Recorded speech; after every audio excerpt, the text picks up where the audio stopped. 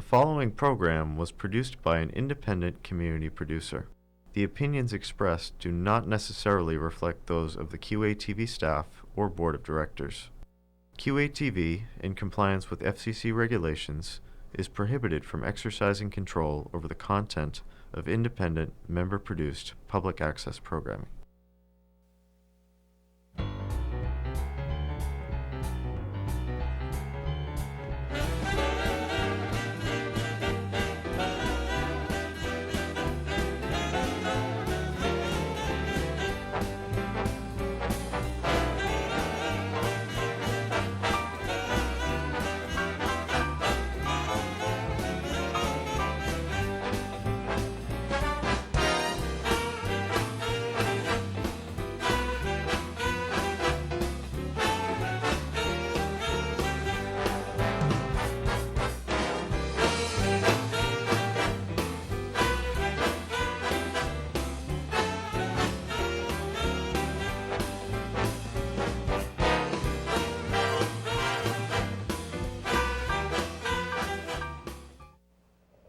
Hi there, I'm Christine Cheever, and welcome to the All Friends Cabaret. It's the show that connects you. Well, tonight we're going to put on our science hats because we have two special guests here to talk about the South Shore Science Festival that's coming up this spring right here in Quincy. I'm here with Kathy Hogan and Manuel Barroso. Welcome to the show. Thank you. Thank you so much for being on. Now, Kathy and I have known each other a long time. We have one person in common, Frank Hogan, who's a volunteer here at QATV, and she's also married to the legendary Frank Hogan. So welcome. And for the past few years, I've been listening just during different gatherings we've gotten together that your fascination with science and this festival, which is in its fourth year. And so I've always felt like I got to get Kathy on the show to talk about it. So yes, thanks so much, both of you, for coming on, because you're co-chairs, correct? That's right. Okay. So Kathy, tell me how this got started. Well, my interest in science started when I went to nursing school 50 years ago, and my awareness of physics.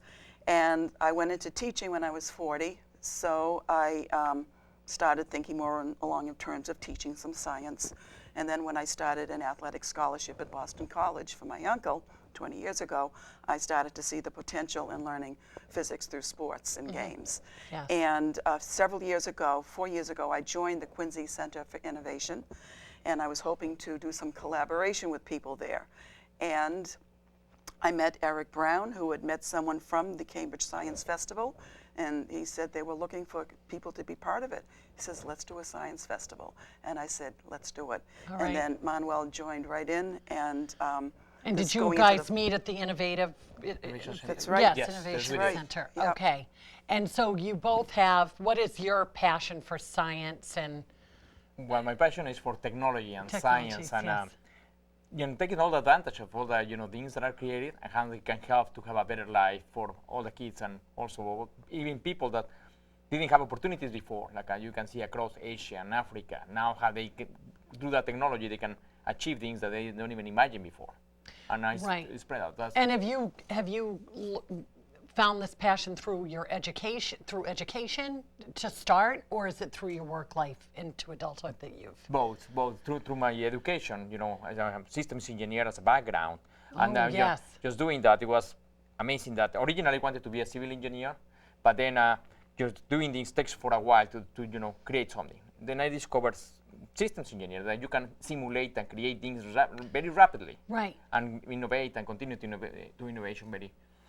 Right. So is this both of your fourth years doing this? That's you right. guys have been doing this together right. since its inception, Correct. Yeah. So Correct. tell me about that. What has changed over those 4 years? What have you? I'm sure you've added more to the program. Oh, the size has grown. Yes. Boy, we had 350 to 400 people the first year. Okay. That year we called it the South Shore Science Funhouse, and we changed the name the following year. And what was about 1,000 this year? Yeah. Oh, wow. Yeah. Wow. So you have a lot of interest. Right. From Right, we 300 to 500 to Yeah. 1,000 now. Yeah, Right. And let's see how many come this year. yeah. And it's held in Quincy, correct? Right. And there's a lot of planning that goes into that. Tell us about about it. Jeez. Well, we literally start planning, after we finish the festival, after the 21st of April, doesn't finish there.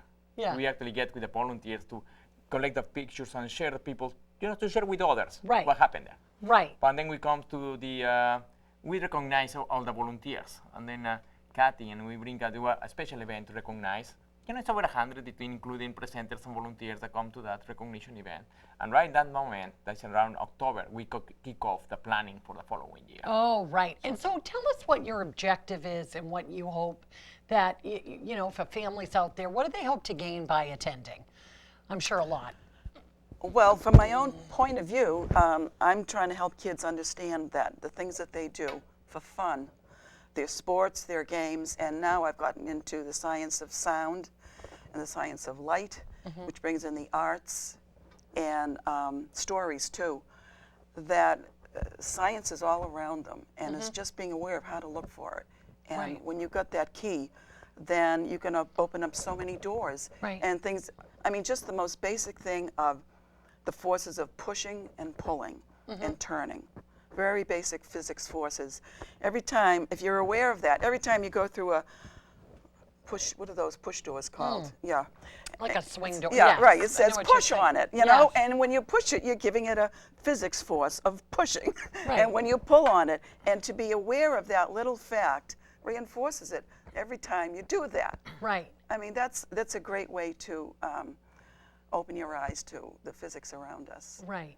And that's exactly when we aligned. Like, when Kathy told me what she wanted to do, and I also, before starting doing that, I was sponsoring, also doing the Science Week at St. Agatha School. Oh, all right. We did, I helped to direct and get involvement of parents with children to really start playing with science with the kids.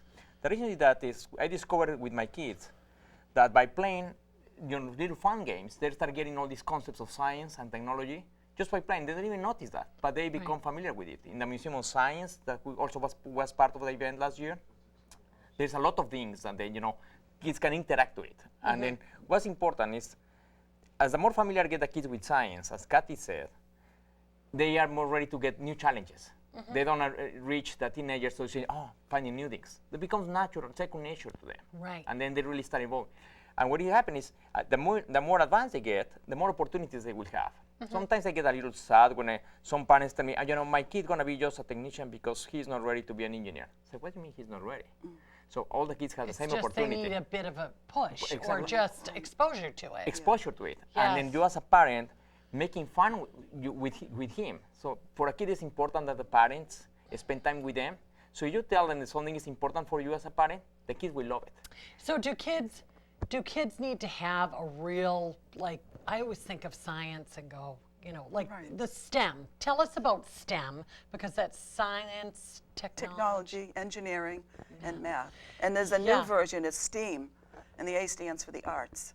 Oh, I like that, because see, Yeah. I'm very artistic. Yeah. And so what would you suggest someone like myself, if I'm going, and I'm more of an arts person, what would I try at the event that would be like, oh, okay, because you always think it's like engineering. Oh, it seems overwhelming. No, there's a bunch of things. Actually, these days, you only an engineer, you are pretty much could be substituted by a machine. You have to have a mix between engineer, human side, and arts. You really have to have a combination to really be more than a simple machine, right? And the reason of that is, many of the new technologies, how you are creative to resolve real problems. And that's where the creativity comes. Oh, I see. And then in the Museum of Science, they did an exposition about art created without technology, all the different art, how the brain works. And they put all the different colorings on that, and they make an art, how the brain works based on colors and how they compose in that. It's amazing how you really combine art with science and technology. When you want to do marketing, don't mind how great is your product. You don't know how to sell it. You don't have to convince people. It's not appealing to people. Nobody's going to buy it. Right. So and do you find that now our technology is so, advanced? Right. Has it changed how, the approach to science? I'll tell you, I read an article a couple of years ago in the Boston College magazine about rare metals. Rare metals that used to be considered throwaway metals, that they didn't have any value. recognized for them. And it's these rare metals that are used in so many electronics applications now. And the one I found particularly interesting was an element called iridium. And it's, you know, you can use your finger on the screen to make it do things. It's iridium that makes that happen. Oh, so it's... Yeah, and I mean, this is something in the periodic table. Yes. And when you, I think the periodic table could have a whole science festival designed around the periodic table and its applications. So that was a fascinating thing that I learned. And aside from that, I got to tell you, I have just learned about the special metal called titanium because of this broken hand. About a week ago, Kathy emailed us all and said, I have fallen and I'm having surgery. What did you? I broke my wrist in 2 places, and it wasn't healing on its own, and I had a titanium implant. Wow. And I learned that that's just about the only metal that can be put in your body that your body doesn't react to. And it's strong and lightweight. So you see, because of my accident, I've learned about this science of titanium. She lives and breathes science. That's right. I'll tell you, do. it's everywhere. You've always loved it. I mean, the fall that I had on the ground, I already had learned a lot about the principle of collision, which is much more than a car crash, much more. Right. And there's inelastic collision, which is what I had when I fell on the hard ground, and there's elastic collision. If I had fell on a nice soft snowbank, I wouldn't have had this probably. Right. That would have dispelled the force. What a positive attitude. No, but I'm so glad you made it to the show because this was just a recent thing. And so I hope you're feeling better. And I am feeling somewhat better, yes. So tell me, I'm sorry, you were going to. And we would love to encourage that for kids. You see that type of attitude from Kathy? Yes. That's what it is. No matter what the situation is, you always can find a positive and a learning experience out of it. Always. Yes, that's especially with a fall like that. It's a great example. Terrific. Now tell us about the Nobel Prize laureate that is going to join. Martin Karplus.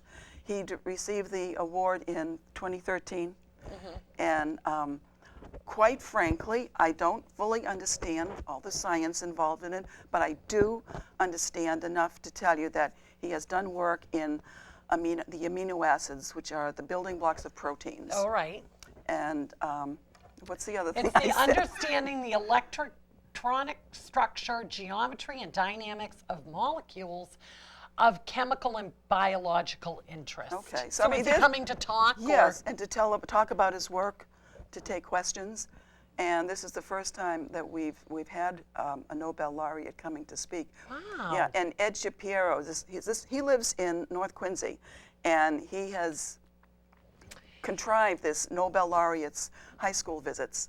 Oh, and he has a blog. He has a website on it, and he has arranged for this man to come in. That's terrific. Great, yeah, that's terrific. I had the opportunity to meet Ed a couple of years back, and we were talking about it, and finally glad. That's terrific. Yeah. So you'll go to so within the event there'll be all these different types of things presentations. To do. Yep, right. And then the speakers. And tell me about the gateway to science. Sports and games. Well, Tell me more about that. Yeah, that's what I was mentioning, that when I started the Father DeLay Scholarship at BC 20 years ago, and I learned things about my uncle that led me to this connection between sports and physics. All right. I think it was as a teacher, my mind did some things with some things that I had learned about the way he did his job. Now with teaching, were you a science teacher? No, but you see, when I went to nursing school when I was 21, right? Because I thought I wanted to be a nurse most of my life, and I loved my studies. I learned a lot, but I really wasn't cut out to be a registered nurse, and I didn't graduate. But I left with a lot of knowledge and my awareness of physics through nursing practices. First time I knew what physics was. And I've had an interest in an awareness of it since then. And then, like I said, I was 40 when I went back to college. Didn't get into physics. In fact,